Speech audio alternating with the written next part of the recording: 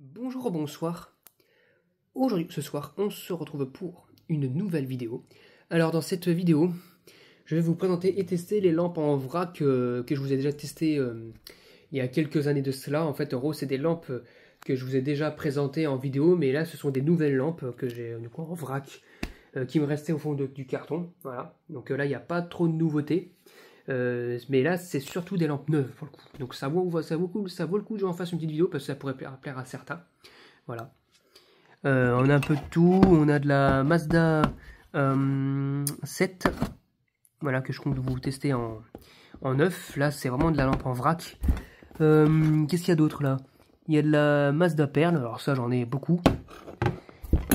Il y a de la Osram. Alors ça, pour en avoir récupéré dans les bacs de recyclage, j'en ai récupéré. De la Claude Minix de 20 watts. Là, j'en ai en emballage et sans emballage. Et je vous en ai testé en emballage, mais celle-ci, je l'ai jamais testée. Je sais pas comment elle sonne. En plus, elle est décelée un peu au niveau du culot, enfin au niveau de son bout de tube.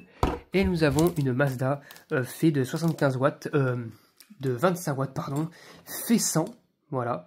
En gros, si vous le savez bien, j'ai un carton complet de ces lampes-là. Hein. Donc voilà quoi. J'ai un carton complet de ces lampes-là. Voilà. Donc là, encore une neuve qui vient pas du carton. C'était enroulé dans un morceau de journal. Donc voilà. Elle a survécu au transport. Donc voilà. Donc on va tester tout ça. Je vais commencer par les lampes à incandescence et puis je vais finir par les feux compacts. Un peu comme quand je faisais mes récupérations. Et je vous dis à tout de suite. On va commencer par la Mazda 7 de 75 watts. Vous allez voir, j'ai beaucoup de puissance en neuf des Mazda 7. Et de différentes formes, j'en ai aussi en tubulaire, il me semble. C'est parti, 1, 2, 3. Eh bien, nickel, ça fonctionne parfaitement, ça éclaire très très bien. D'ailleurs, au passage, j'en ai une aussi ici, en 60 watts, qui est juste là. En attendant d'avoir les nouveaux plafonniers. C'est une Mazda 7 aussi, mais d'occasion celle-ci. Hein. Elle n'est pas neuve, et en plus je l'utilise de temps en temps, donc elle est encore moins neuve. Mais voilà. Magnifique. Ah tiens, on voit peut-être un peu les filaments incandescents à l'intérieur. Ouais, on le voit légèrement. J'adore ces modèles-là parce qu'en fait c'est poudré, mais on voit quand même un peu les filaments incandescents. Et comme vous pouvez le voir, elle est neuve. Voilà, il n'y a pas d'emballage, mais elle est neuve. Donc voilà. Comme ça, si au pire des cas j'en trouve une cassée dans le carton de neuf, ça peut arriver, et ben je pourrais la mettre à la place dans l'emballage. Voilà. Magnifique. Elle fonctionne parfaitement. Ensuite, nous avons une Mazda Perle de 75 watts. Pareil, celle-ci, elle est neuve aussi. Le filament est correct, nickel, intact. Je vais la brancher, pareil des années... Ah, celle-ci plus récente, hein, comme année fin 90, début 2000. Fin 90, début 2000 à mon avis. Là, c'est parti, 1, 2, 3. Donc là, celle-ci, elle est vraiment bien dépolie. On voit le filament, mais ça éclaire très très bien. Ça éclaire la boîte en tout cas. Ça éclaire très très bien. Superbe. Une belle petite Mazda Perle. Elle va jusqu'à 240 volts en tension acceptée. Superbe. Et maintenant, on va passer au flux compact. Commencer en flux compact par la version Osram du Luxstar de 20 watts, 827, fabriquée en Allemagne. Alors celle-ci, à mon avis, il y a un pré-choix des électrodes, il y a de fortes chances. C'est parti, 1, 2, 3, je cherche l'interrupteur, il est là. Ah non, c'est un amorçage instantané. Donc le ballast, il fait du bruit. Hein. Donc la lampe, elle est neuve, il faut qu'elle chauffe un peu. On voit bien le U. Ah, ça, c'est vraiment les Osram des années 2000, ça, le U comme ça, là.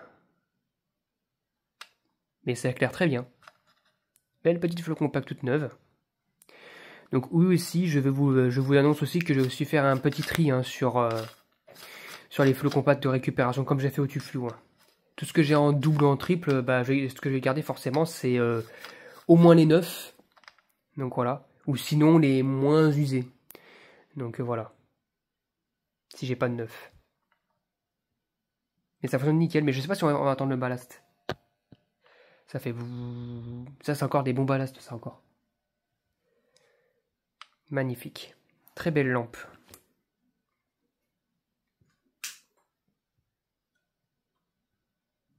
Superbe. Allez, on va passer à la flow compacte suivante. Pour la flow compacte suivante, nous avons une Claude. Alors, une Claude assez récente des années début 2000.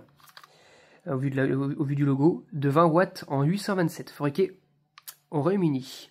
Donc c'est du blanc très chaud, 220-240 volts, 50-60 Hz, avec le tube tout neuf, mais par contre un peu voilà, décelé quoi, par le scellement n'a pas survécu au transport, visiblement, je pense. Voilà. Donc c'est ce genre de lampe flow compacte qui se possède en fait un ballast ici, et un ballast au niveau du culot. Donc le ballast est en deux morceaux et en fait il est complètement noyé dans une espèce de cire. Donc voilà, c'est parti, on va tester ça. Et elle, je suis sûr qu'il y a un préchauffage quand même. 1, 2, 3. Ouh! Oh là! Oh là là! Ça se voit que c'est son premier allumage. Punaise, regardez! Alors il y a un petit préchauffage, mais là, waouh! Là, le mercure doit faire son travail, là. Punaise! Ça se voit qu'elle n'a pas jamais été utilisée, là. C'est la première fois que je la fais fonctionner, du coup, forcément. Il faut que le mercure s'ionise. Et en gros, s'évapore dans le tube pour que ça fonctionne. Mais là, regardez, ça passe. Ça commence à bien s'allumer. Voilà, on voit bien qu'il y a une différence de lumière. Si je bouge un peu, on voit avec les machins, avec les ombres des objets. Franchement, nickel. Elle fait son petit voile de mercure ici aussi. On voit là le passage de l'arc électrique tout bleu, parce qu'ici il doit pas avoir de poudrage. Ici, entre les deux tubes, il manque du poudrage, c'est normal. Mais vraiment nickel. Et là, ça éclaire quasiment parfaitement. Il y a juste ici où ça chauffe, il faut que ça chauffe encore un tout petit peu, mais dans les secondes qui suivent, ça va disparaître. Nickel. Parfait. Voilà. Mais ouais, elle a eu un sacré démarrage. Hein. Et là, ça s'allume instantanément, vu qu'elle est chaude. Elle s'allume instantanément. Voilà, voilà. Donc c'est un beau blanc chaud qui éclaire très bien. Pour une 20 watts. Donc maintenant on va passer à la dernière lampe. Tiens, on voit même derrière un petit peu ce qui passe. Ouais. Maintenant on va passer à la dernière lampe. Donc la Mazda Fé. Et je vous dis à tout de suite. Donc voici la dernière lampe, donc la Mazda Fé. En 100 watts, en 25 watts, qui remplace une lampe de 100 watts. Comme vous savez que je suis fan de ces lampes-là, voilà, je suis un énorme collectionneur de ce genre de lampes-là. Voilà. Là, avec ce que j'ai aujourd'hui, maintenant, je peux en utiliser toute ma vie sans en manquer, sans avoir en rupture de stock. Là, je connaîtrai jamais le rupture de stock de lampes. En SL ou en Mazda Fé, peu importe, même en Globolux de chez Tonsgram, peu importe, j'en ai vraiment beaucoup. Donc allez, c'est parti, on va tester ça, j'espère qu'elle n'est pas percée. 1, 2, 3. Oh, le bruit qu'elle a fait. Elle a fait un petit clic. Le starter, il a fait un petit clic. Donc ça fonctionne parfaitement. Ouais, magnifique. Alors j'ai remarqué qu'avec mon nouveau téléphone, parce que oui, maintenant j'ai un nouveau téléphone, la restitution des couleurs est beaucoup plus satinée. Ce qui est pas mal. Bon, ça ne remplacera pas ma vraie caméra pour les scintillements, mais bon, après je suis pas allé voir je suis pas allé voir le paramétrage total de mon téléphone. Je sais juste qu'il peut filmer en HDR, mais est-ce qu'il peut filtrer les ondes 50 Hz, les ondes 50 Hz avec le bon paramétrage? Je ne pense pas. De toute façon, je m'en fous, j'ai ma caméra. Mais franchement, elle est toute neuve. Complètement neuve la lampe. Et puis pour une fois, d'après ce que je peux voir, ce qui est quand même assez rare, c'est que les électrodes n'ont pas fait de point noir. Quand ils ont rentré les électrodes dans le tube, ça n'a pas frotté le poudrage, regardez. Il n'y a pas de liaison. Il n'y a pas de trait avec un petit point, là, comme il y a souvent. Ça, c'est on va dire, c'est les lamelles de l'électrode qui a frotté contre le poudrage. Parce qu'en fait, ce qu'ils ont fait, c'est qu'ils ont poudré le tube, et puis après, ils ont rentré l'électrode. Et du coup, en fait, ben, ça a frotté. Mais là, sur celle-ci, il n'y a pas de souci, il n'y a pas de ce genre de truc, ce qui est plutôt pas mal. Et à partir de ce